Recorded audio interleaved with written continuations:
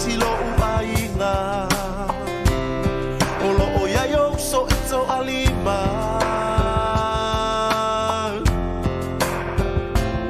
e longo ya tuaile ne tala me ifado fo ila to uma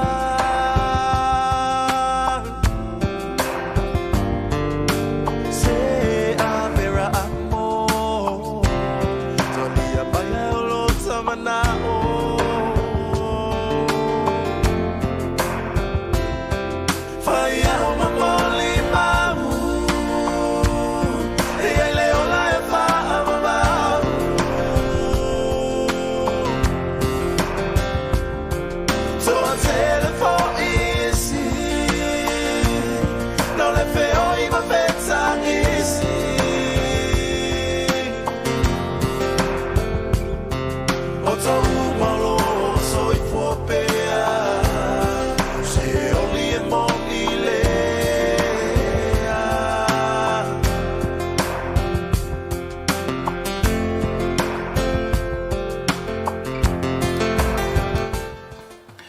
Talo falava, talo fatu le swafa man malo Yesu Keriso, lo tato wale imu lo tato fahola, ile pa ia man malo si tato watnu, fa peona mafuta mai nei fiafi, mo fo le avano tato te fata sei fo i to so ino tato prokalami, fa talo fatu ia te oto, malo le soifua, malo fo i le folau, ile tato fo lau ngolo tato yei nei, o le alo famleanga le leo le tato ta pa au sili, uta e meilu to soifua, molo nei ola i le nei fo i aso rua, mato nei Aotearoa, fata sei fo i la male, si tato patino malo ia te oto, malo le onusai, malo fo i le tapuai, sanga vi ia pele suafo le atua, i le nei fiafi, ai le i aluloa le tato prokalame, o fo i ona tato wafea, le tato wafea le tato tamau le langi, ala lea ilana whaunga, me se fo ilana whaamanuianga o le poto mala hata mai lona nganga,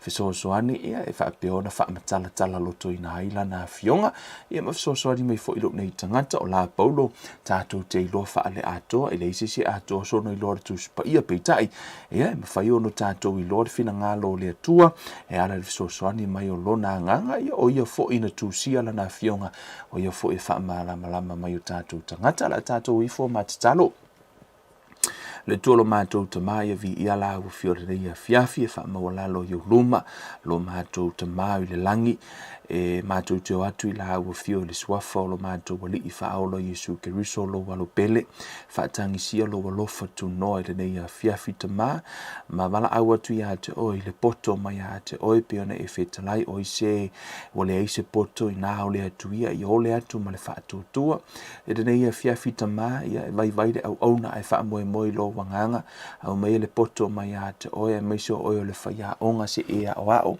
ma e whaasino mai o mātou wala ina i o mātou i loa lo whina ngalo ia mai se fo ma ina ia mawhaio no mātou whaatusa ia mawhaio no mātou whaia lo whina ngalo ma ia whaamalia ina oe o le atua mātou te au na iai ngalue mai lo wanganga ma whisoswani mai o mātou tangata whaafo idwi inga i la au fio whaaftai lau whaunga nea fiafi ona le suafo o Yesu Keriso wole mala au tuai nei.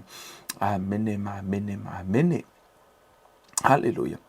Vi ele tu nei fiafi ia o nei fiafi mo le sira fia ia sa fa apiona fa ia fo ise polokalame fa tau le mata upo le anga sala i le fa mangaloina ia ma o se mata upo te loai o se mi mo fa tal no inai ia ai te le fo ia nei mata upo e ao no tato wa fa longo ai pe tato te lo fo i fina ngalo le tu fa tau le mata upo ma o se mata upo fo i au ese ai fina ngalo ia matal tonunga ia me se fo i lona fa atinoina ia pe la fo i ona o fa yatu tato te lo ai lo fa le atoa ia fo inisi wa o mai ala to fesili e whaatau le nei mata upu, mai ele tatu tununga o nei fiafi, ia le a whaahi u le tātou plokalame, a tu sai ma le tātou taimi. Ia na ola ia tali nisi o fesili, sa whaapiona fesili mai ai nisi, ele ngata na wala au mai, o nisi na message mai, ia o nisi fo i o whaapea fo ina whai ala tau video e a fo ino le me wha malama I fo ia le tua la tau fo I tatonunga e wha tatau lea mata upu e fo I se tasio tamalii ia o le stasio e kalesia ia na fiso tai mai fo ia te au ia ma whaapea ona au mai fo ia le tua le la tau fo tatonunga e wha tatau lea mata upu ia vi ia le tua tato te wha soa hai ia fe lafua I fo ia tu langa o fina ngalo ia ona ile o se mata upu a fono me faingo fio e peo o nga samilia ele o se o nga sami to tele ni se o au ia e peo o nga sami lo loto lea e pe fai tete fo ia to tele o tangata lo te mata upu fa pene ona e fai si lo loto e fai keke fo la nga kai alo I wai a ngil matangi ka ngi o male mo e peo tu langa nei to inga mata upu ia ai elo tatonunga e mawhai ona tātou tala no ai e mawhai fo ona tātou fe whaaso ai ia pe a whai tātou te whaalango I le nganga o le atua he is the author o ia na tu sia la fionga pa ia tu spa ia lo nofo fo le toni a te tātou fe soani a te tātou e ia o onga wha tatonunga po o onga wha e kalesia e ia o onga wha tatonunga I mta upure nei e ia o onga wha katoliko e whakasa me totisi e se umata tonunga mo lātou tatonunga e whatau lea mata upu e tō tele fo I whaia onga tuspa ia ma lātou fo ia o onga e whatau lau fo I mata upu lea Amen. O le Agasala I le mawhai ona faamagaloina. Ai I le nei a fiafi, e pia no whea tua o te rei loa mea uma, ai wha moe le nganga o le atua, e tautonu fo I whapena fo isi au na le atua o lo la tau talanoina. O te le fiafi nau ini mata upu o le afiongo pa ia le atua, ai o te awa oina e au ia le mea no o I loa mai le nganga o le atua, malana whaasino manga, o le mea fo ina o te awa oina ai, ia e nisi wa au mai fo I le tautonunga la tau e kalesia, ia, ma whaapea ia o le lātou fu I tatonunga ia e sao ma ia ia le li ia pe a whai ai paula vo lea si o walo ui au mai ia le Ila o onga ia mo tātou lava o lo whaapea na mafuta mai. Ia le afo I se tau whaitau o lau tatalo. Iau tau tu I le tu o la paulo fo mai siri le ekalesia I perea ea. E le ngata na whaalongo ana toi o whaitau miso e sue. O lau fo ina ia au ngani ia te autou. Awani autou talitonu no o whai atuai. Iau tau talitonu. Moko wofu o koko su ele fiong pa ia le atua. O le alo na whaawinga ina. A le afo ino na finangano. Ile o iei fo I se. E leo iai ni tu I tua fo ile lo ka amilo kwai o le fo e faali tua I luma ia fiong pa ia le atua o la fo o tou faitau. Ile mata upu leo le Agasala le faamagaloina. E ilo tatonunga faale faita faale liwino le tuspa ia. O le tuspa ia ele au ese mau o le tuspa ia. Ele fete e nai le moli mau a matai o mareko maluka ma Yohane. A fai te ua fete e nai. Ele ona ese se le tuspa ia. A ese se oe maulen le whaawinga ina le tuspa ia. O le isi fo I tu o le whaawinga ina le tuspa ia. O le tuspa ia ele whaau le tuspa ia. E whaau le talitonunga na whaitau o le tuspa ia. Pe whaau tangata e ona la tau tatonunga o ai lava le tatonunga lea lau vaenga lea o la tau whaawinga ina lea.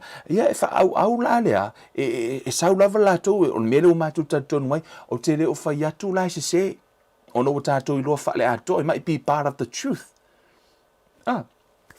Tātou wofo ila le fiong pa ia le tu o le whaawinga ina le tuspa ia. Pei fo ina tila fia nisi. O awa whaagasolo tātou a onga tuspa ia. O te iloa a maka merka ko kalangoanga I kor kengese o isi mta upo sawa I kor kengese sa wakau kor whaalinga. Every single o te alu au mai uma lava po le ale va aia le tuspa ia atoa ise mata upo. Ona ele fete e nai the law of interpretation e te tau ona fiso o tai uma fiong pa ia le atua. Ma ele fete e nai la fiong pa ia le atua and from experience every single topic o lo te iloa au ia le whaasingo mana le angango le atua e tasia le mea tala noa mai le kenese e ta pa ia le whaalinga it's a one whole message. Ele suia. Me fo la na so se mata upu lava o tom fai lava su elo na ia mai fo ito te lo fai atu lava atoa ai vi ele to ne fiafi o le la tato o ne fiafi to tata no tato mata upu le ona inisio fesili taua tele ese lo fia fesili wa ale fesili tangata ye le mfaifo yo no o tatu tanu fa malama na vaenga o le tanu mo inisio vaenga le fiung pa ia le tua ai mo na vatu mo stato la pta inga misia ni vai tau tato yai mele taua i fo tato fa longo le fiung pa ia le tua fa mai le lua Timoteo fa o le nei o te matuafa i atu ia te o le tusi muli ale a Paulo o le tatonunga ale au su tusi pa ia. This is the last letter o le tusi muli ale a Paulo na tusi o tia iloa lona winga e se le tahua o nei upu wa tusi e Paulo i lona tali i fale anganga o Timoteo o te tangola uia tu welo tangata i tonu i o le kusi mai ia Paulo ia tau po la fu etusi atu ia te oi e whamaile fautuanga Paulo o le nei o te matuafa i atu ia te oi lumo le atua maneli o Yesu Keriso o le na te whaamasino ino o e ola atua mai uoti pe a o ilo na whaali mai malona malo ia e tala i atu le upu ia e whaamalosi o na aso e taunga le muai mo na aso e le taunga le muai ia e whaatonu atu ia e awa i atu, ia e apoa i atu ma le ono sai uma atoa ma le awa atu. Awa e o iona po na atou te le mawhawhai ai ona talia o le mataha upu e o lai. Ai tusa o la atou lava tu ina nau, la atou te whaapoto ai o mo i la atou ina ua wheu o la atou talinga, la atou te le liu ese fo i o la atou talinga i le upu moni, ai le liu atu i le tala o le vavau. E ta ua ia ila ua onga le ia ma tūlanga o lo wha ngā soro ina tātou Bible study. E ta ua ia o na ele whetalai ngā Yesu i tonu o le mata yo. Ta upo e fitu, wha upo sifuruma tolu ma le sifuruma tolu. Ma le sifuruma wha. Wha mele whetalai ngā lea Yesu i. Ia o tōu lu atu i le whai totoa vā piapi. A wae va tele le fai totoa, e lau tele fo i le ala e tau watu i le malaia. E toa tele fo i la tau e ui atu hai. A wae va piapi le fai totoa, e lau i titi fo i le ala e tau watu i le ola. E toa i titi fo i la tau o e maua. A o whaanga solo a tātou wa o onga ma whaa tala no fo i le fiongpa i a le atua. O te le whaamalosia i le tūlanga o se awala vā tele. Pe o te tala noa i se tūlanga i whaamalosia ai le lau tele o se awala. Whaapea o ai lava i talia Yesu e alu le langi. O nei, ole itu ai ngā kospole nā, po le itu ai ngā tala le leile nā whaapea talia Yesu alu le langi pulea o leo langa ke o lai, ka kalo so and so ya o e mangalo. O le to ai ngā kospole nā e ilo tatonunga, to a tele o tangata lai o ai se oli. E ei fo i le to a tele o nisi whaapea a ue e lotu, ma e sau i e tatalo whaiwhi au ia te oe, po le pātele, ia po ai lava tatalo ia te oe, mangalo au Agasala e alu i le ola whaavavau. E ilo tatonunga, that's one of the points wala ina to a tele tangata mo ua tumu se oli. Ona e vā tele le au wala e alu i le malaia. E vā piapia le au wala e alu i le malo le atua. E ele mea ta o le self-discipline, e ele mea ta o le olai, e le tauna ona e alu i le lotu, ma e le wha malosia fo i la, i lo ua o ina le tuspa i o lo o soifua le atua. O te le mana o e vatu se awa o ngai longo ma lia i lau wha longo, ma e wha apea mana ia o kei, o le sa o lo konga le leia te au. Ai umai fonga te whano ai. Ai sili lo wa vatu o le awa o ngau lai tala no ele tu spa ia a whaina tā ua i upu a Yesu, ma wheta lai ma wha malo sia le apostolo, le ala le mea ala ino usu ia, mo utau ma whaita sui, ala la vetala no a Yesu. Let's stay with his word. E to tonu lao leo te lenga o le tu spa ia i le whaasolonga mai o le Agasala. E ia i le, tatou wo se vali se mata upu yan tatou wo le tali nisi o fesili le ia fiafi e pe ala no tala no le mata upu le ma o fa ya tu e vai tile au wala alwe langi e fa manato ti ate o e fa mai Yesu e to i titi fo ye sa wai e le o umai tangata lo lotu e le o umai tangata lo lotu le fa to alea ai awana I whaaseina I tātou, awana I whaaseina tātou I le tele o mau tatonunga ma o nga, ai a whape o la ulanga o le Agasala lea. O nei e mawaluma, ai umai funga I mai, sa o ska mo Kevin, o lenga ka mwhaya ka haufi, ma le Agasala anga whaia, langa ngai le o nga whapea mai e whapea, it's okay. Ai le leila le tātou wo le wala vahiti, paunga le wala I sefi, alu le wala vahiti, alu le wala I sefi. Amen. So, I te tono le tusia, pena tātou tala noa, lena, tātou o meil tusia le whaate ita inga I le Agasala le faamagaloga tātou tala noa I la, ia le toi recap, ma le tātou tala noa le vasoni tenei. I le Agasala na whai e anania ma sa whai re te tono le tusia ngā luenga lona ma tā upo e 5. I le ngā luenga lo mta upo e 5 nai tā ua ina whaapea I upa Peteru ina ua pepelo anania. Whaapea I le upa Peteru. Ai se a ua e pepelo ai le anganga pa ia. Ai se a ua e pepelo ai I le anganga pa ia. Fumaina na umarona whai le tala na pa uoti anania. Alu watu le fino sa whaira to e fasili ai Peteru po le tau lava le na whaatau le whanua tari le fine ia o le tau lava na to e whaimari tala Peteru. Ai se a ua lua loto ngā tasi ai e te lua pepelo I le atua.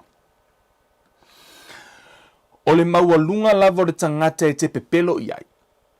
O le maualunga fo le nao le whaasalanga e o ia te oe. O le maualunga lava pe o whaatita inga e pepelo lo watari e leise me tupu ia te oe e pepelo I whaamasinonga maualunga e loka oe.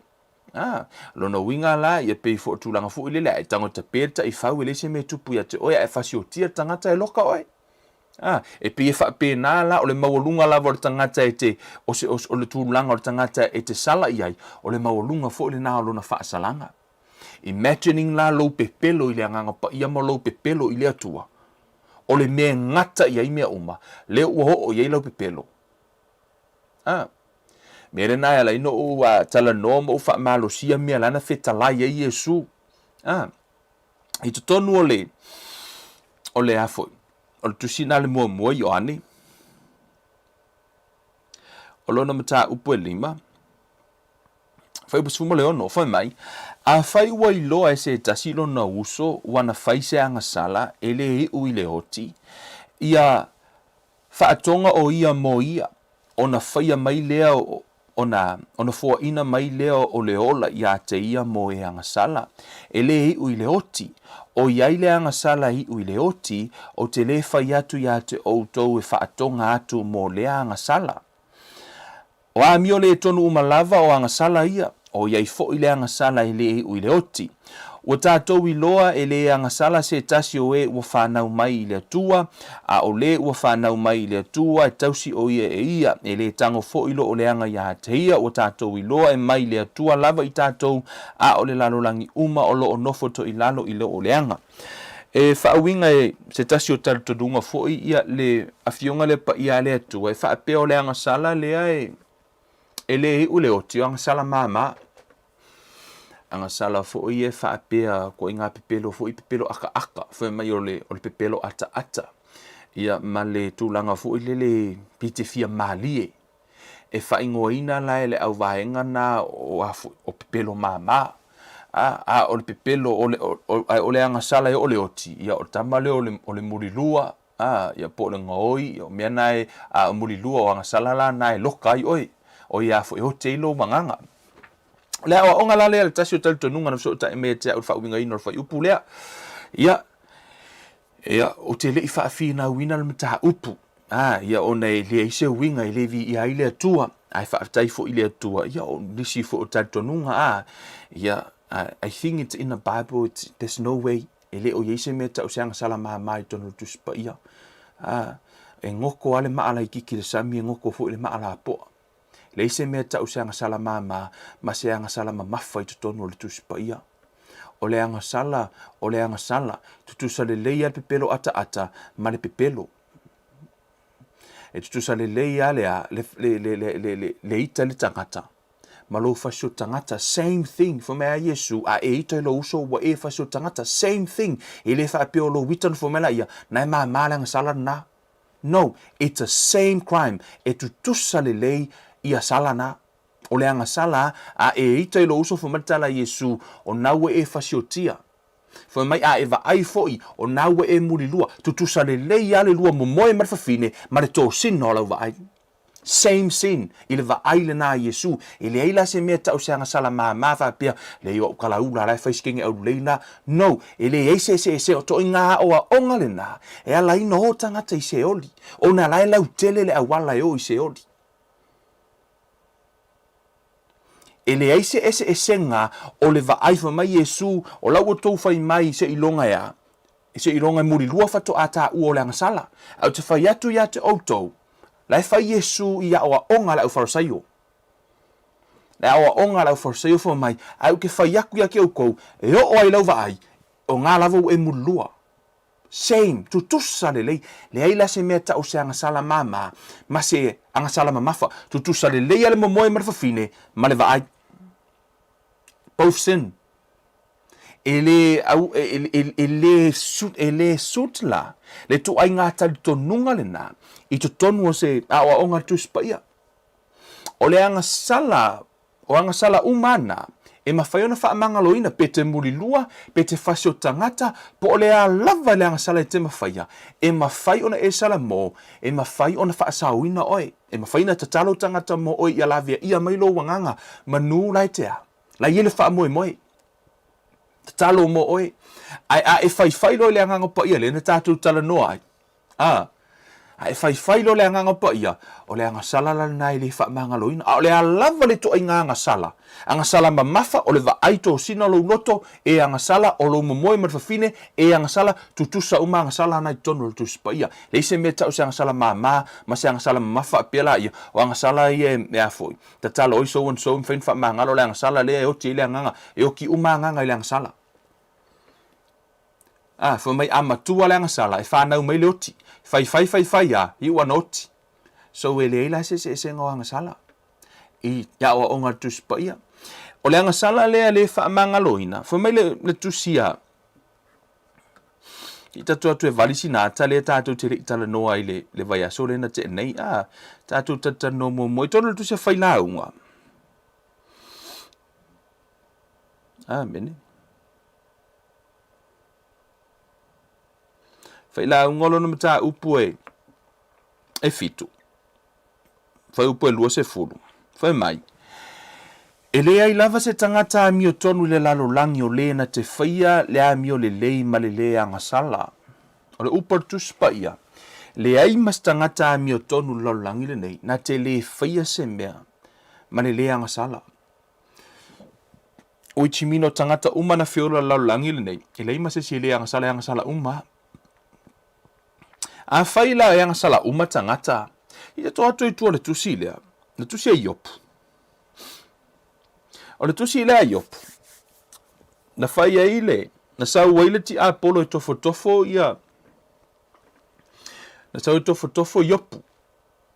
O le upo tusi pa ia le istangata mi o tonu le agasala. O iopu o laifo i agasala iopu ia. Waile e le mawhaina sao mai ai. E o le mawhau upo tusi pa ia te agasala ai. A iei le agasala na sauliti a polo e una ia iopu. Si tatou e whaitau, po le ale agasala na. Whai mai le, ia tatou whaitau mai lunga whai mua. O le tasi aso no o mai ai lea, o atali i o le atua, e tutu mai lumo Iova. Na sau fo i satani, mai la tau e tu mai i lumo o Iova. O whetala i atu fo i Iova i a satani. Ua e sau mai whea. O na tali mai ai leo satani a Iova, o whaapea mai, wa o sauna o whea lua i le lalolangi ma whesavalia iai. O whetala i atu Iova i a satani, wa e ma fau ea ila au na iopu, a waile ai se tasi e tusa mai e le lalolangi. O le tangata ua sao lana amio ma le amio tonu, o le ua matau i le atua, ma alo ese i mea leanga. Ua ta ofi mau pea foi o ia i lana amio tonu. Sa e whaoso ina au ia te ia o whao o foi le mālaia ia te ia. Whalongon whai upa sumar, whai upa whafo mai. O na tali mai ai leo satani ia Iova ua whaapea mai. O le pau e su ia i le pau.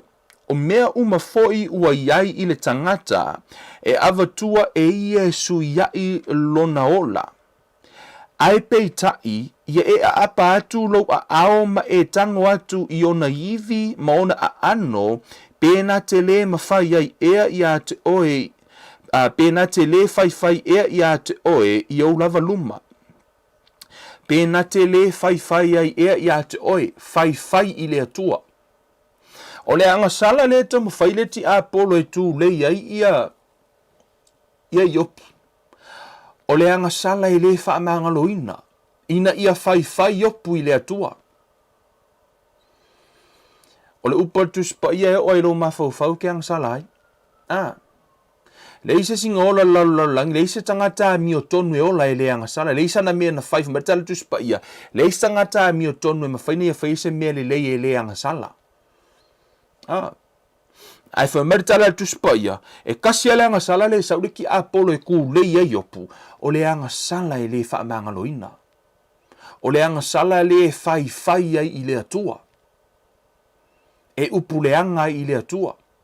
Le Agasala fo ile na sauluti Apolo ui mai ma sau o whaasoso tala fine fa mai ona whai mai ai leo lana va ia te ia ua e ta au fi mau pea ea i laua mia tonu ina whai ia oe e oe o le atua ma e oti ai curse God and die whai ia i le atua ma e oti o le Agasala lea o le Agasala e le faamagaloina. O le Agasala o le whai i le atua. Maoti. E ala no walu e au mai a tutu o le tusi le. O le tusi le a iopu. O le tusi le ele ola iopu stu la fono. There's no law here. Ele i ola iopu. Ala e Agasala iopu.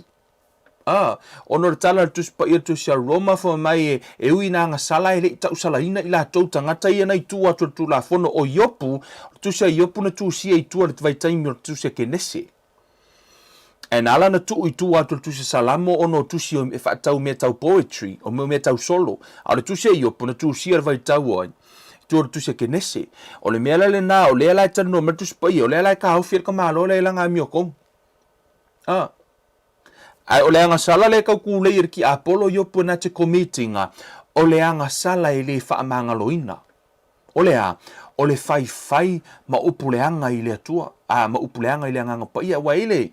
Ese whauinga ina e tangata o le whai upulea ia ma whauinga ina fo ele telo e kalesia ala tatou o. Tatou tue whai tau ai. Tatou o tatou tue whai tau ai. Ina ia mawhai au na alua Yesu esuela u yamata upuma amen umatari ni so tatou fesilima ele tusi le ma record tolu le na aunga ile tatou a onga lava yaso mana ile tatou faitau mai le amata mai le. Let's pick up from verse 20. Fa mai ua atu ila tau le fale ona toe potopoto mai leo le moto tangata o le mawhai ila tau ona ai o whaalongo ai lona ainga ona la tau o atu wai le pu e ia te ia a wana la tau whaapea ane ua valea o ia a o le autusi upu o ena ifo mai o ena o ifo mai Jerusalema ua whaapea ane ila tau o ia te ia pele sepulo o le ali ifo i o te moni e tuli ai e ia o te moni. Ua vala au watu ia te ilatou, ona whetalai atu lea o ia te ilatou i le whaata oto, e mawhai whaape whea e satani, ona tu lia o satani, a whai fo e whewai vai hai se malo, e le mawhai ona tu mau le nā malo, a whai fo e whewai vai hai se ainga, e le mawhai ona tu mau o le nā ainga. A whai fo te e atu satani ia te ia lava, ma whewai vai ai o ia, ona le mawhai ai lea ona tu mau o ia, ai o ilona i unga. E le ai se na te mawhaia ona ulu atu i le fale o le tangata malosi ma vete ana mea se ia lua i noa tia le tangata malosi i le vete ai lona fale.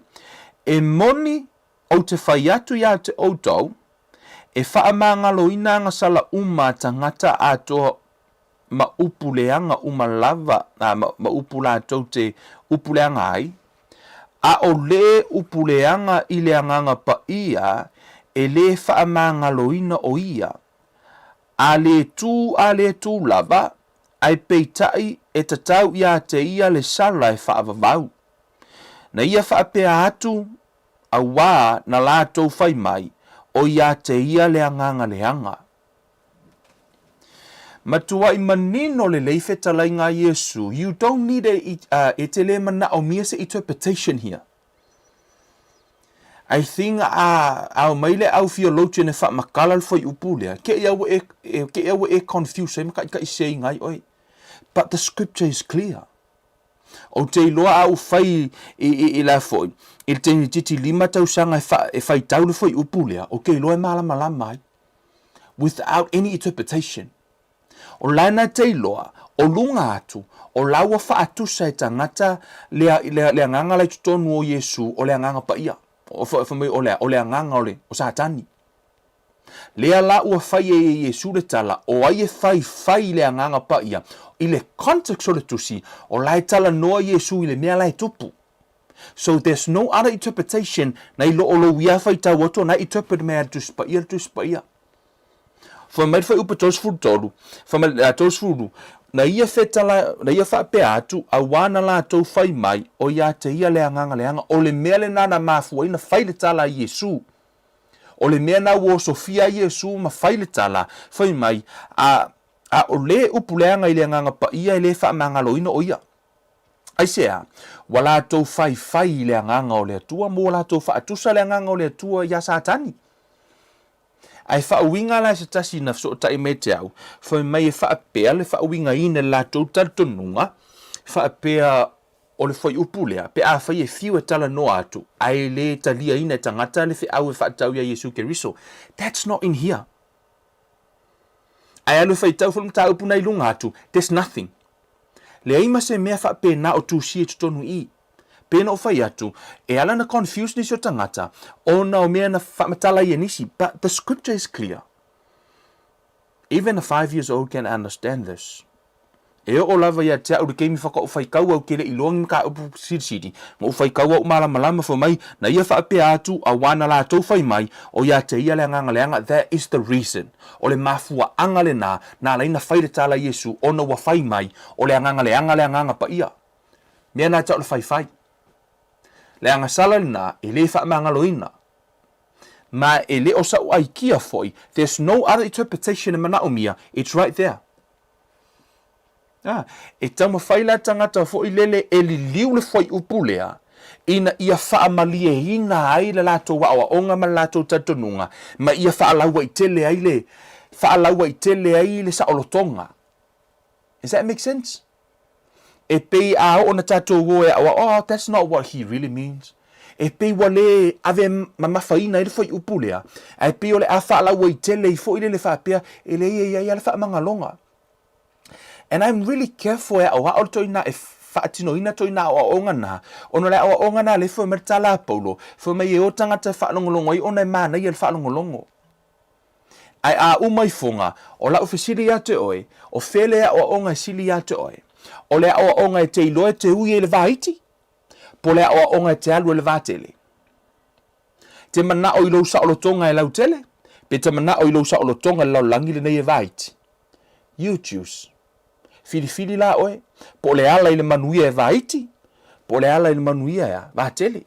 A whai e te iwa. Whaate te inga ina te pule an example for it. Whaapela ki iwa umakule o langa le ngai. Ai ki iwa kakoa kunga. E sa o lau vaenga la se au. At least, lana e hui lunga le awala vaiti.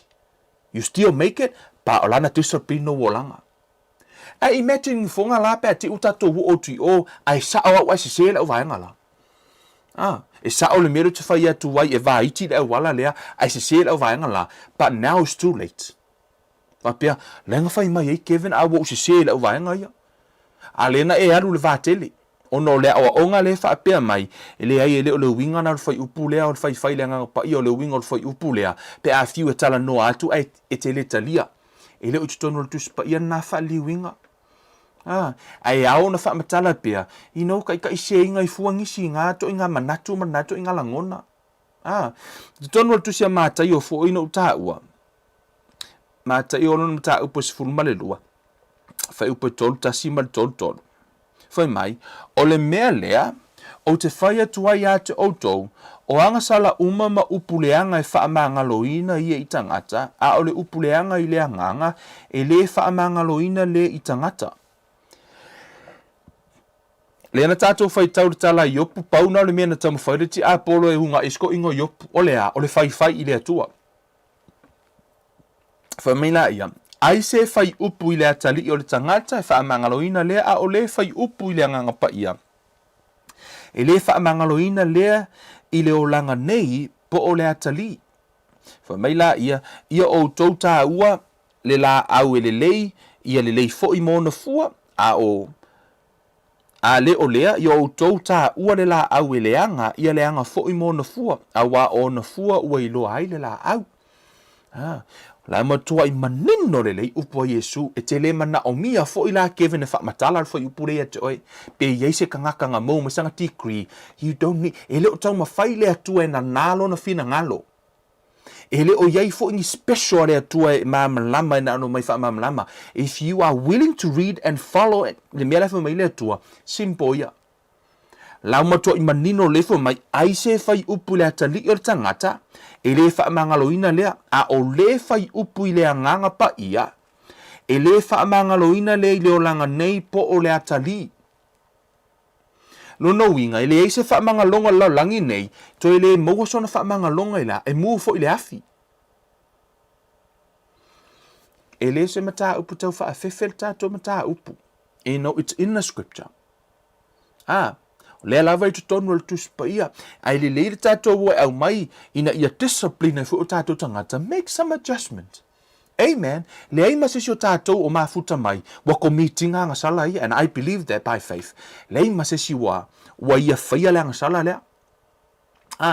A tonu na e faa ono i le anganga pa ia, ona e tele iloa, a tonu fu na ise te mina e ula i le anganga pa ia e tele iloa. O se umatato atu ea, e whavaile ese esenga, much giveth, much require. Na yeile te mina e whai e le nganga pa ia ma e ulai, ona e tele o iloa. Se umatato atu tua tue whaasino atu le mea na iai la le whaamangalonga o le mea na, ma le vaenga le isi whaamangalonga. E to tonu le tusia, tato pa ia fo ile tusia luka, o le lava e whaawinga e nisi almata upu le mai, o se lafo fo i se upu le atali i o le tangata e whaamagaloina lea a o le upu le anga i le anganga pa ia i le whaamagaloina lea. O le upu le tusi pa ia i le mori mau ar to o lua po le to o tolu, whaamautuina mea uma. O the reason why nā la ino whaitau o mātu ia mori mau e tolu ia iai. Ona o le mori mau ar to o lua po le to o tolu, e whaamautuina i se mata upu. To o tolu tangata na mori mau le mata upu lea. Mori tau, mori mau i mātaio, o mā reko, lea fo e mori mau i luka. Lona winga, whaamautuina le mata upu. Right? Settle. Lo settle le mata upu lea. Sia, la lava wa whaamautua la apostolo. Le fo ni alato interpretation. E le tau mawhai fo i luka e whaamatala le winga o le tala Yesu, pe yeise si mea. No, lana straightforward mai ya. Tātou i umatu leo langa le nei, ai tau whai mai, ki uko wha pesi wha mai, e le ia oa o ngala mea, a leo tātou whai tau ai. A leo tātou wa ava aie. E tua le tusi lea Efeso. Efeso lona mta upo e wha. Pea no whai atu.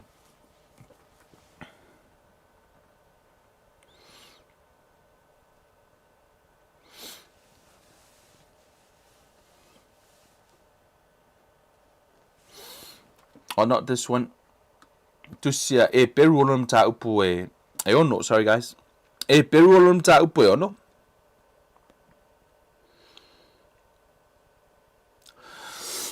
Fai upu e whama le ono. Fai mai. O le, let's pick up mai lunga atu. O lunga atu lai tala noa i le. So o tangata i tano tusi leo. Le tano tangata whaolaina. Kilisi yango. Kangaka ukaria Yesu. La lava e whaile me se masalamo. Whaile me se masalamo. La lai tala noa tusi pa ia. Tato whaitau man wha upu mua mua. Sometimes important ni o lo whaitau le context o le tusi.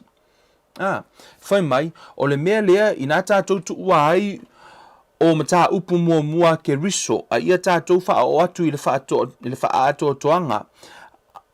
Aua le toi tu ina i lalo le whaavae o le salamo i ngā luenga o ti ai, ma le whaatua i le atua, o le mata upu i papatisonga, ma le whae atu o lima, ma le toi tutu mai o e uoti, ma le whaamasinonga e whaavavau, tātou te whaia fo i le nā mea, pe awhina ngalo i ai le atua, o luma atu mata upu e lima, ma luma atu tano, lai tano i tangata pepe whaale anganga, whaasolo mai ai fo mai o tō matua whaale anganga, le la wo o mai i whaasolo mai ai, tu ua mata upu leo lea, o isika ngaka o la, o le mealing sala moi ngi, le fu e koe sala moi kai au, kangi ngi rumo le akua, le mealing ngi koe kangi o le mea kasi, umai whaale ongo kausanga, o le mea le kasi le pa ua tangata lea, lea lai tau mawhaile apostolo, e wha manatu ei, au ke pa uso o ngā mea, ngai ke ku maua i ngā, kaunga ku uar ngā maka upu, ai anga i mai luma, walavan ngā maka upu sala mo, sui lo leo langa a sala mo lo sala mo, awar sala mo mwhai ia, o le winga nā tala paulo, o le tala le, ajus tala e peru, le tala noa ala i to ai ngata na o le sala moa le me tasi.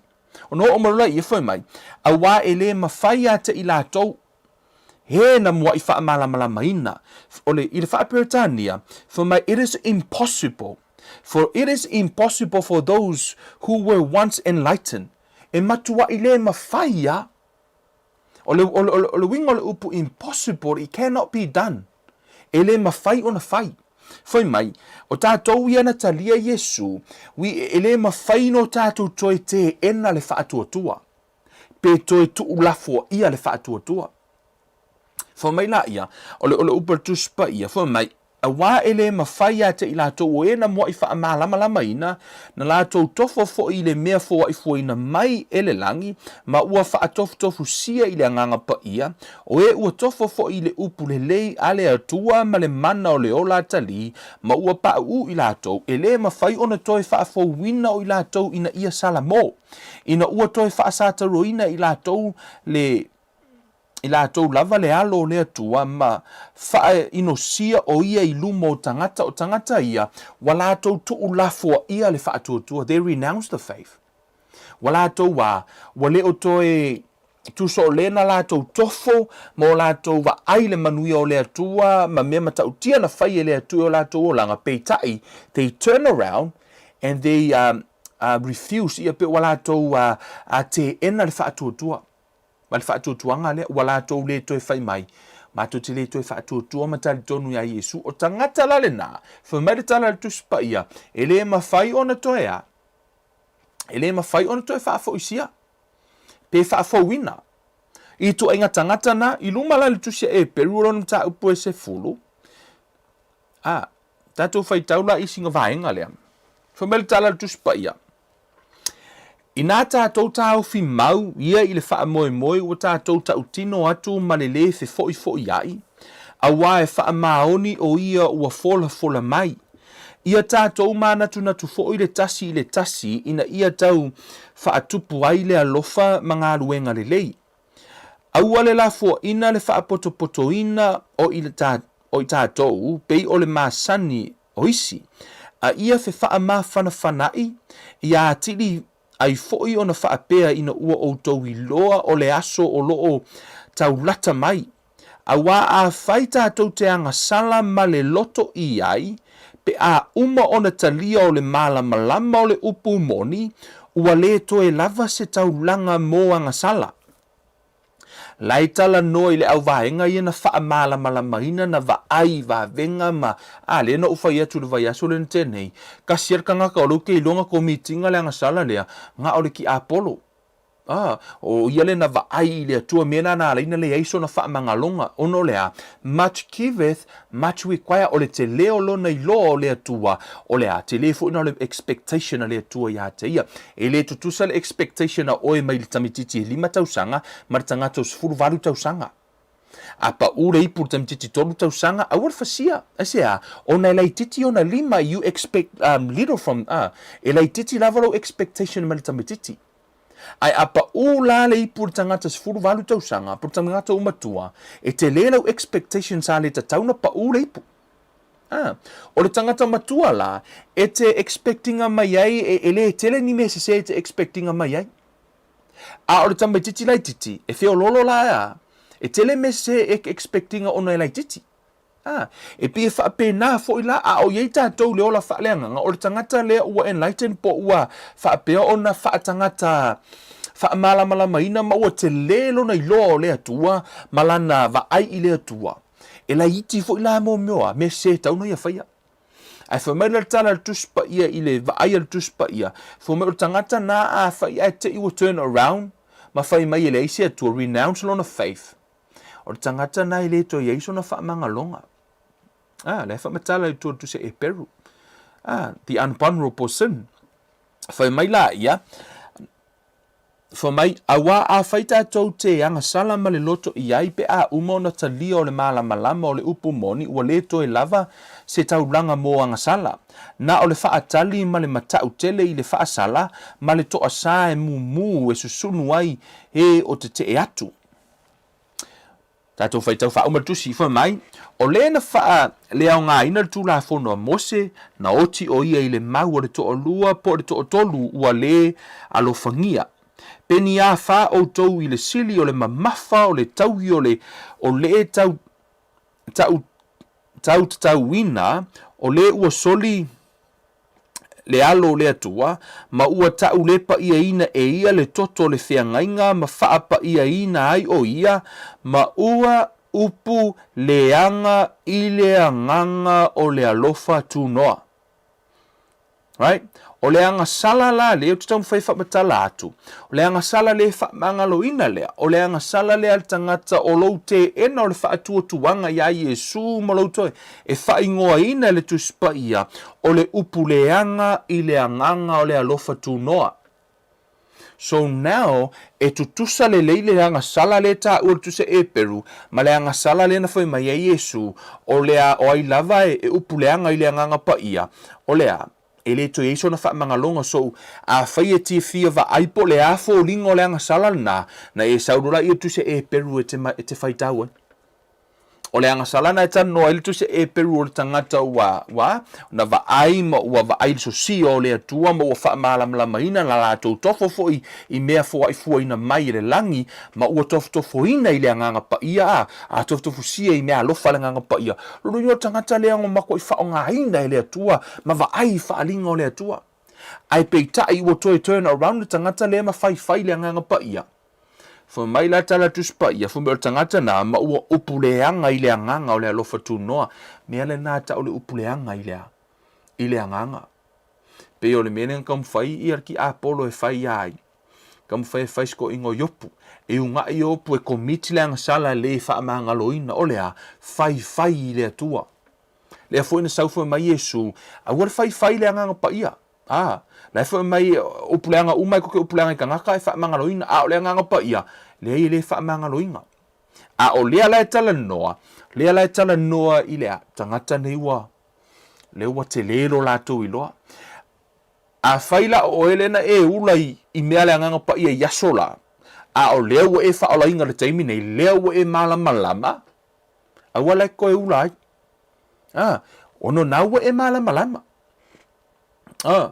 na ua e malama na ua e iloa a whai fo i tupu lo wola ma ua e tupu a ua te toi ula ma e renouncing pe e te ena le whaatua tuanga pe e te ena va peo ki re karikongu i mea ngā ma mele i nei o ina lai tala noa ila le tuspa ia i le meta o le Agasala i le whaamagaloina e leile tātou tala noa pe mau mai ina ia discipline i fo i ma make i fo i nei adjustment le tātou wola whaaleanganga ona e to tele nisi e lātou te e ele tal tonunga whaapea o lo walu e loku ngai ke loku e kemingi ke sao e le langi e ia a tonu e te wauta uale inole o le tal tonunga le neia fiafi au na ti ngase fina ngalo ona ele mawhai ona au maile manatu po se awa o ngastangata e to atasi e au fia umaile e kalesia ma le tal tonunga lena a so ta mai ia ma o se tangata fo i e maolunga ia te tal tonu e maolunga fo i sona tūlanga i le tonu le kalesia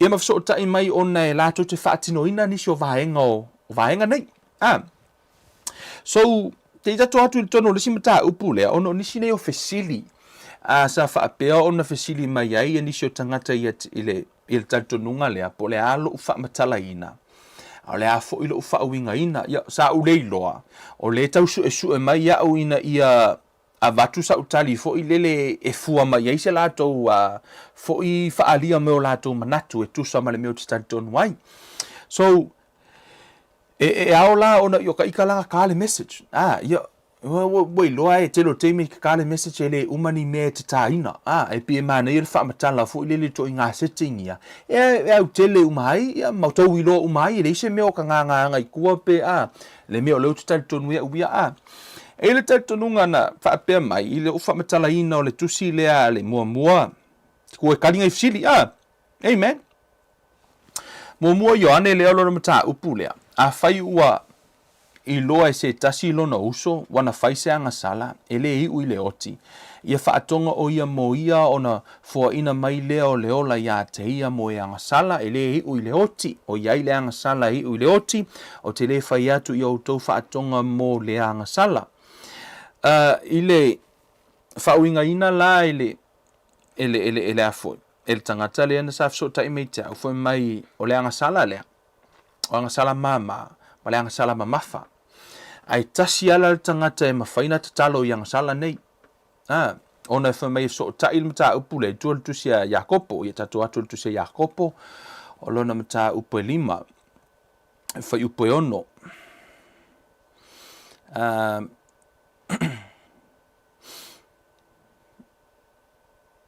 e fai upu e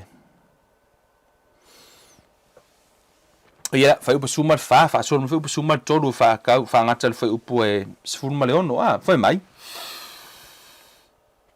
mai ua tinga ina ea so outou ina tatalo ia ua fia ea se tasi ina pese ia ua fai mai ea so ua mai ea so outou ina amia tuia i toe ino le ekalesia ia la tou tatalo mo ia pe a ua uma ona faau ia te ia le suau i le suafo le li o le tatalo fo ia faia i le faatuatua e faaolaina ai le mai e faatuina foʻi o ia e le alii a fai foʻi ua agasala e faamagaloina ia o lea lana faamatalaina mai e tagata ia faatasi loma le fai upu 10 fo mai ia fe faaaliaʻi a outou agasala ma tatalo le tasi mo le tasi ina ia faamalōlōina outou ua aoga tele le tatalo faatauanau a le tagata amiotonu ia faatusa lo le tatalo le tagata amiotonu iā elia ia lea lana au mai faapea e sootaʻi ia e le mafaina unaina le igoa le ekalesia o le pea se fesoasoani a le ekalesia katoliko lea lana au mai le faaliuiga faakatoliko o le mataupu lea o le manatu la lena au mai e te au foʻi lele e mai faafesili ia ma latou foʻi faamalamalamaina ia e au foʻi ona ou tali foʻi le tulaga lea e faamalamalama ai foʻi le itu lea o te tuatu ai ona na faali mai e le sui fesoasoani le faapea o toe ina ia talanoa ai le eka ia tuse iakopo i famai na le 12 toe ina na ole au apostolo pau ana o toe ina e le toe iai le nisi toe ina foʻi lele ma e pau foʻi le tagata e mafaina faatinoina le tulaga lea ia ma le o le patele ia ma le pope e mafaina tatalo e faamagalo agasala tagata na ia faaiʻu la lana tala faapea outside of the Catholic, there is no salvation. Faapea o fafo atu o le katoliko, e leai se faaolataga. So, ia e leʻi matagofia le faasoa foʻi ma mai foʻi manatu ia pe ona o fai atu o vaega i o talitonuga ia o te lē o fai atu faapiogi fefiga uaʻiga o le tusipaia o le o te auatua le point lea foʻi e talitonu ai foʻi le talitonuga faakatoliko ia i le faauigaina o mataupu nei pe ona o fai atu o mataupu nei o le loloko i o gasami ia e ke le so o aau ai i o gasami ia ae aona tatou o e au mai pe ona o fai atu e lē feteʻenaʻi le tusipaia mea muamua o te le agree le point le e faapea o le toe ina le talanoa i o toe ina o le au apostolo leai ona e oo i totonu le tusi a Tito ma le tusi a Timoteo la e talanoa ai Paulo e tofia toe ina o le ekalesia la e talanoa i epikopo ma ti akono o tangata na la e tāua i totonu le tusi paia o i latou o toe ina lana fai e tonu le tusi a Tito fai tau tusi muamua la Tito muamua fai upo e 5 fa solo lau fai tau na la e oi tatou oina let's go there ona na umaile manatu faapea o le talanoa i le ai tatou le oina le mi faamatala muamua sina background o le tusi lea i mau ai le ata ato o le tusi a kopo le au iutaia ma tangata whaolaina, tangata lolotu, tangata kewisiano. O le wata apel lau langi. O le tusi la lea ia kopo le tusi i, ono o lai tutupu sauwanga i le ekalesia o le taimi lea. Tauna e tango tu ulau tangata le taimi lea, ina i e malama i le tala. Le taimi lea, o lau talia ino Yesu e vea maari imfao, lai fasi o tia i oi. Keimi le sauwanga loma, ma le vaitau lea, wa vae karakisianga wa fai ele kao le awala, wa vae faa kukuma faa, wa sauwanga roma i le ekalesia le taimi lea. Ai le tau nuu mai ngā e le ia, e le iai, e le itu mana tatu no ia Constantine, faisina mā losi o le sauwanga, o le ekalesia le vaitaimi lea. O le tusi la lea, e pei fōringa tango o e tu ulau tangata i totonu o le tangata o fo i le leo leke, e pei o e ke lafi solo. O le tu ai ngata na, o le ua le iai tangata i Kirisiano. Keimi lea, o lau aku masa pelu, o lau a ele karia inga Yesu pe ete fai mai te whaatutua ia Yesu, pauli me mau le fasioti o e pe fasa atauro. So o to inga nā tuwa lale nao, le tutupu i tangato le ekalesia le vaitau lea. Lea lai ave le tusi al apostolo, le te vaitau mai ai i, fai mai le tatu amata mai fai upu Eiva o lunga atu o ile fa upo e valu fo mai ia ono sai fo i outou ia fa atu ma wina o outou loto a wa lata le afio mai o le li ile ave le fa malo si la apostolo i tangata i sa waina ma fasiotia ma tangata i le ekalesi ia fa malo si la tou awa ne ite ena le fa tua ono lo te ena le fa tua awa e tofo i manuia o le atua ile to eso fa mangalonga fo mai la ia le au soe Aua tau te whi mui ai, ne i whaasalaina o tau whaauta, ua tū mai le whaamasino i lumo le whaitutoa. O usoe, ia o tau whaa o ao i le whaa atoa toa i le leanga, atoa ma le ono sai o le au perfeta, he na tau tala mai i le suafa o le li. O le ale mea wala ina au mai o le au perfeta e whai i, le aise perfeta umaitono tu spa ian wha mai Yesu na tau fasiotia. O perfeta ia le tano tu spa ia na ili lua la vaenga ia la tangata e Peru ia iPhone ia Isaia o perfeta umana fasioti tangata nei so o lea la tala no mai i le apostolo fa manatu ia le ono sa o perfeta e o la vai le oti to fai mai lo la ia he na tau tala mai le suafo le li fa auta ua tatou ta wa mio fa auta tatou ta amu ia na ono sai ua o tau whaalongolongo i le ono sai o yopu. Lenga kākou kalangoa nge ia yopu. Fo mai lafu wa ave ai, le ono sai o yopu, e le i fai i le atua, e tu sai ma fai ngā tāmati ngā malu i tau o le olanga. Pe o le taimi la lea, o le luluti o ti ngā, a tonu na te fai mai o nai tupu fai ngā tai le wola whaalenga, ngā whea kia ki oi, i le whaakusahinga ngā ki ngā le kale sia i. E le whaatu sahina i ti ngāle i nei. I think last week lena mō mele tala i tutono stasio Augusto Cristiano tutono Taliban. Lena fasi o tia rwa aso lena te nei. Le sa ka whanga umale e kale sia the underground church. Now they can't to be with the Lord. Mo mori mele lato whaafetai le lalo langi fo mai whaafetai mō tau tatalo. Wa lato la ngona le malosi ma le mawhanawhana o tatalo. Ai le ka whanga. And yet, e ese fo tato, e le renouncing e tangata i le whaatuotua na tū mau le whaatuotua. Mea fo ila le nai ala, ina tala noa le tusi pa ia le tusi a whaalinga, ma tua tala Yesu tono tusi a mātai o fo mai o le tū mau e o i le unga e whaaola ina. Fo mai le tusi a mātai o, fo mai ea, o ila tō e na tū mau o te le ave e sea o tō ingoa mai le tusi o le ola. Ana ona ye le taimi e te le tu mauai ma e tango lo te e le whaatuotua mai whai mai o te le talitonu le whaatuotuanga ina ia la vea ia lo wola. O le toa ngā nā tura lalina le ala o tusi le apostolo i e loa nā tura o tusi e le ai ele o se kusi se e kale sia fo i lele ma o tusi nei e le o tusi e tusi tono e kale sia le ngei o talitonunga le nei o mo meo denomination. A e fai tau le tusi pa ia, o le tusi le ekalesia i Korinito, ekalesia i Efeso, o le ekalesia i fea a Tesalonia, ekalesia i Filipi, o la e tusi inu o la iei le ekalesia, e tasi alea o onga tasi le tautonunga le ekalesia. E le o tusi lea, o le mea la weinei, mo meo denomination, mea na wala ina iei le mea ta o division. ai ole ekalesia ia le tua le se pona le se manumi ole ekalesia le fa mai ya e le se pona ole ekalesia le li a saula le li me le ala ino fa yatu e te tango e fa tau le tuspa ia o ina yo e amen ele o se tali tonunga se ele o se malo le tua se tali tonunga o te le awaila le manatu e faapea outside of the Catholic Church there's no salvation e se le na tali tonunga ele o se malo le atua le katoliko po se malo le atua le sofitu po se malo le atua le fakasa se le na o onga o le malo le atua talia Yesu o tātou tutono le ainga o Keriso a fai e te tutono le katoliko ai te talia Yesu a vea mali ima faola ma e ola i mea le whamele tuspa ia o oi o lo uso mlo uto fine ta te whailoa i le malo le atua po le a foi o e te aso fitu ai te talia Yesu ma e ola i le mea le whamele Yesu ma e whamaliina Yesu ke dua whailoa i mlo uso katoliko le malo le atua fia lava la ai se le tatonunga o le tatonunga le mena na won mai tatou Yesu fa mai yo to fai tete ya te la to e fai mai o mai i o malo le o le atua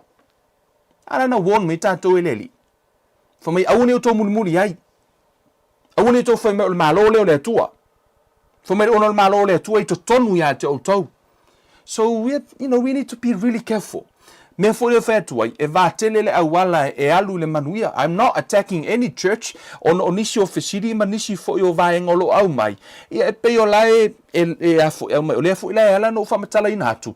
Ina yo tama fai e solo ese mali atu le ta tonunga o tele awaila uia. Ma o tele awai fo ese awala la tele. E alu le fanonga e fa vau. E sili lo uola i le olanga lai fo me le tu spaia. Ma o o tangata le upo Paulo ya Timoteo i e faitau ma e o atu i tangata ina ia lavia ia oe ma lavia ia ila to e whaalongolongo ya te oe e ila le tatonunga na whaapea mai ia se tasi le ouso le na whai mai fo mai o le Agasala le o le oti tasi le tangata e mawhai o na tatalo whaamagaloina o le pope the Pope a faina fai mai Yesu ele faamagaloina ona lango mai lola ia le maula le na au mai ele e fa umai fa mai le tatonunga si au ona le faapea o le upule ale Ioane tolus fuma le ono le faapea mai a wa u faapea lava na lo fa mai o le atua le lalolangi o e fo ai mai lo na lo pele to tasina ia le fano se tasi faatutu ia te ia mau le o le faavau faapea o le finagalo le atua ia sau matangata le malo le langi ele ai se Agasala ele mawhai ona faamagaloina which is e sa o le finagalo na o le atua but let's go tato e o ala fai tau fai upuana fai mai a wa ua faapea lava na alofa mai o le atua i le lalolangi ua ia au mai eilo na tali e toa tasi ina ia le fano se tasi e faatuatua e le o le lalolangi uma o le tangata e faatuatua fa mai ina ia le fano se tasi e faatuatua e le o fai mai ina ia le fano le lalolangi i to tonu ai o le tuspa ia la e faamatala mai ai ma o lafo o ta ua le tuspa ia fa mai e vātele le lefo o lafo i ko kere ka ko lalolangi e o ai tangata lo lotu fo ila e o ai so I think i le tato interpretation o fa upal tuspa ia o la e manino le Faamatalaina me le tuspa ia lafo wa au mai le pe ila ala no fa ia tu e o te le talia ina ia le tūlanga fo ina fai mai e se tasio ina wa ave le tusia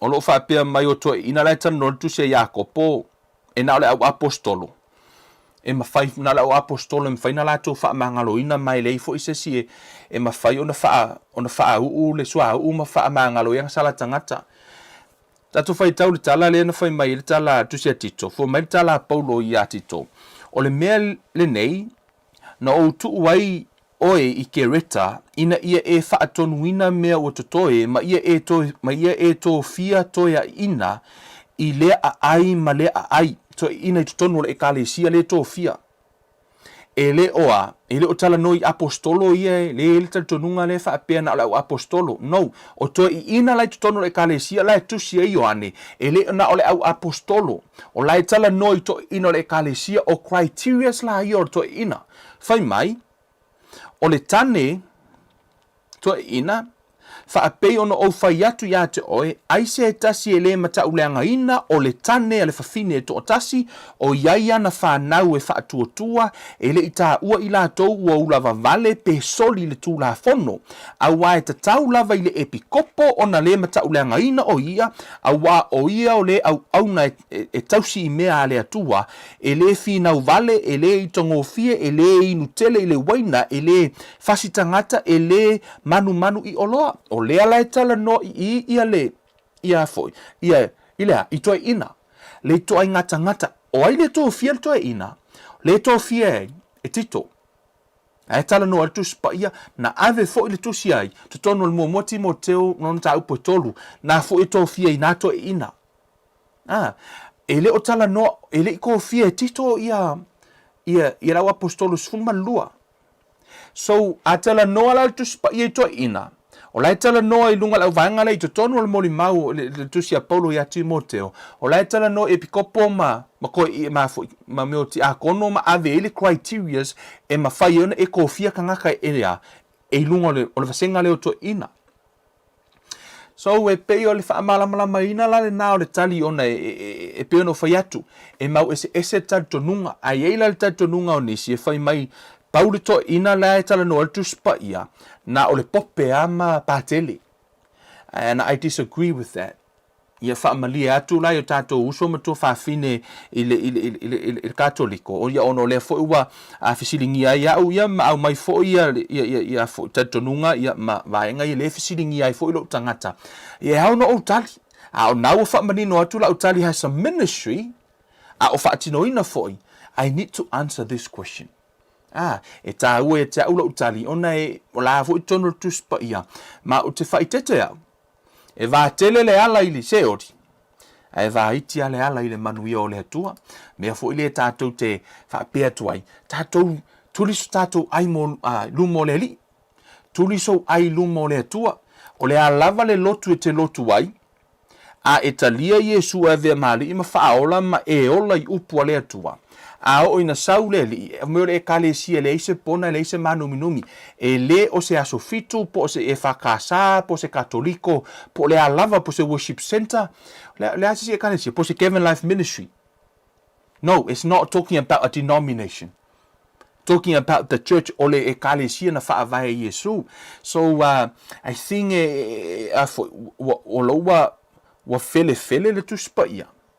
Ona e au tonunga na whaitau al tuspa ia. Ai o le tuspa ia pēno o whai atu. If you read it, ai tanga o e whaitau, e wha malama o e le anganga o le atua. Mai whai mai fo e le mana o mia se whai a onga ia ke oe, ngai kokongi ia ke oe le anganga na te awa o ia te oe. A tātou maua le anganga o le awa o, fo i lele ma muli le anganga o le atua. Fo mai tala tuspa ia o ila tau e muli le anganga o le atua, o whanau na le atua, paunga o whangau o le atua. Ele o whangau uma, ele o kaka uma whangau o le atua. Pau wa whangau o le atua la ka ur kuspa ia. Fo mai o lātou na talia Yesu ia watu manuia o ta o i lātou o whanau. Fo mai la ia o whanau o le atua e taita ia i lātou e le anganga o le atua. Awana i taita i seina i tātou whaapea o le tantonunga le e sao. Le eise tantonunga e sao e ato o toa i lalo lal nei, le eise mea. I'm saying nothing. Mai le ai fo se tantonunga e le o so wala le na i le langi. Tasi alo wala i le langi e te le ui atu i se tantonunga po o se tangata i lalo lal nei. Tasi ale ala i le langi na o Yesu. Paune na. Tasi ale ala. A whai e ke ua, e whai mai e ke ua oe o lo whale ku o le lusu fiku Great South Road. A ke ua whea kui a oe, ia o kei lela ui a kui la wala le o Epsom Road. Pule au le au wala o ke aluaku waitu. A whai o nai te ilo le au wala e alu lo whale. Kasi le au wala e kau lo whale ngā o Great South Road. E le ila se me, pawanga le au wala. Fa pena fo ila Yesu. Na ilo le leia Yesu, tasi le au wala i lona whale. Le whale o lona tamaa. Na o ia, ele o se ekalesia, ele o se talitonunga, ele o se talitonunga fo ile ne. Ia e iloa, o le ala i le manuia, fo mai Yesu e vaiti, fo mai fo la, ia tātou whai tete i tātou i afo, ia oa onga, e pe e longo mali e le tātou wha longo. e ala no wa o ina le tūlanga o le self-discipline o le o langa whaaleanganga au e te pule whaapewa e maua le whaoletanga o le e pule la ia. Le ise mea tau seanga sala mama, le ise mea tau seanga sala mamafa. Tutusa o maanga sala. Whitalai ngā Yesu fo mai, a o inga eva ai, o muri lua lo loko, wa e anga sala kukusa le leima le moe ma le finge. Eise se senga. So, o le mele ala ino ufai atu, le ise mea tau seanga sala mama, le ise anga sala mamafa. O anga sala o anga sala la le o le oti, o anga sala tātou te whaia, a tātou te ave le e kālesia lai whamai, i o tātou te talo. To i ina lai tano ele e kālesia, ele e na o apostolo, o na lai, o lai tala noa a ngā ilea, whaavaya nei le e kālesia. Lai tala noa le a fo, e tu spa i to ina whai fo i e Paulo i a Timoteo, ma tito tofi to i ina le e kālesia. To ina fo ia o lai e le whaapir ko inga o usi ngā le uru, ar ko inga o kangaka ea, laua whaaururu ele e kālesia e matutonu o tino keriso. Ia pe o stalta noa tuna ne fiafi ele ngata o nisi o mata upu ia manisi foi o langona mata tonunga na au mai tangata.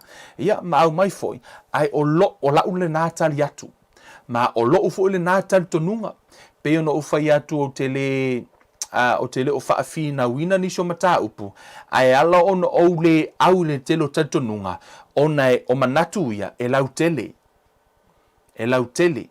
Ai le leile fai o le mea lana fo mai e Yesu e vaiti le ala e alu le langi. E la via ia i o ele te whaangolongo mai. La via ia mai au. Le leile ka ui le wala vaiki. Le leile o wha moe moe a Yesu o na laifa mai tu spa ia. A fai fo i wa eise me confuse ai lo whalongo. Ma nei o lo message mai ma so tai mai fo i tātou te whaaso ai. Peo no fai ato tu spa i o le makwa ke le a. Ai o le mea pito i sidi o na tāua. Ia e maua le o lai whaavau. E le leilo ui le alu ka mai meo ke whai ako ia ke oe vaiki. Discipline mai lo tangata. Ngai lo le pule a oi lau me whai. Ngai whaapera i nga whai mai a ke vena ala anga whai. Le anga o ui le mea langa whai mai ko inga le ke a orsa onga leo le mea le ingei. Ui le vaiti. Whamai Yesu e vaiti le ala le manuia. Whamanuia le tua ia te utolo a inga pele ia ke riso. O le whanau nau ta inga o la Paulo ia Timoteo whamai e whai tau. Mai e au atu ina ia. Ola tangata e whaalongo ia te oi. Ai ola i fo ima oi. O lau fo le nā whanau nau ta inga. E ala no o tala noa ia ma. Faamatala ni ma tā upu ma whaavaiti le awala tātou te o ai lumo le malo le atua. Ono le upa tuspa ia. E vaiti le ala le manuia. Whamanuia le atua ia te o tau. Stasi nao vaenga. Whaasoa i fo nea fiafia tātou ma tā upu. Tal tonu ia. Wei fo isa vaenga. E veam whaamahalo si au lau sa valinga whaaleanganga. Le tōna mātou tamavi ia oe. Ia whaamanuina lo suafa. Ia whaapeo na vi ia oe lo mātou atua i mea silisili. Ua whaia e la ua fio whaaftai mo lau upu o le whaamanatu. Tamana e whetalai e vā tele ia le ala i le malaia. Ai vā iti le ala i le manuia. O ina lau upu ia whaapeo na whaamanatu i lau whanau. E le o le whaolatanga e tā whawhau ai. O le whaolatanga e aona mātou whaamalie. Maola e tusa mo lo finangalo. E le ise anga sala e mamafa, e le ise anga sala e mama. Tutono lau a fiong pa ia ta maa wa e whaamanino ina. O le mātou anga sala e o se upu mātou te lafo i se au pito i titi. Whai mai e mua i le afi kena. Ta maa, te talo i lau a fio. Wha ngalo o mātou tangata. O anga sala ua mātou whai e lo mātou leiloa. O onga ua mātou sāwa vali ai mo lo mātou leiloa. Tama, whaamangalo mai i mātou wa umana o mai lau upu e ao no mātou sāwa vali ai. Whai ala ua mia tonu. Ia tū mau pelo fina ngalo tama i mea silisili ua e whai a whaamanuina oe. Nei masa ia ho o le whaavavau o na suafa o Yesu ke riso. Wa ole mavala au tuai nei. Amene ma amene ma amene. Ia o tātou whaasora nā nea fiafi. Talo i le atua e whaamanuia le atua ia te outou. Ia outou fo i o lo whaapeo na mafuta mai. So o se tafo lalangi. Whaatalo wha te outou whaamanuia le atua. E le leile tatanoa. Ia mamatu fo ia nisio. O motu ngā awha, whaalea nganga, ia me se fo i o le whaasoa le whiong pa ia le atua. Ia ta pena i nai, we need to make some adjustment. Upa Paulo, ia o tātou i loa whaalea atoa, ia maua lalo tātou loto, ia ai ao na tātou tutu fo i, le upa moni, masava vali, ia whaamalia ina le atua, whaamanuia le atua i lau sāvalinga, e le o le tangata, a o le nganga o le atua, o ia o le fso swani me o tātou tangata, tātou te maua i fo i le ola, ia me se fo i o le ola tului, ia e maua mai lo tātou tātou atua whamanuia e tele le atua e so tātou atunu ia i te au mga ruenga o whenga iai tātou toi wheiloai ia i le aso tofi i le so ino tātou Bible Study amor te minei madun te leina whaasausango tātou atunu whaasoi fua ia.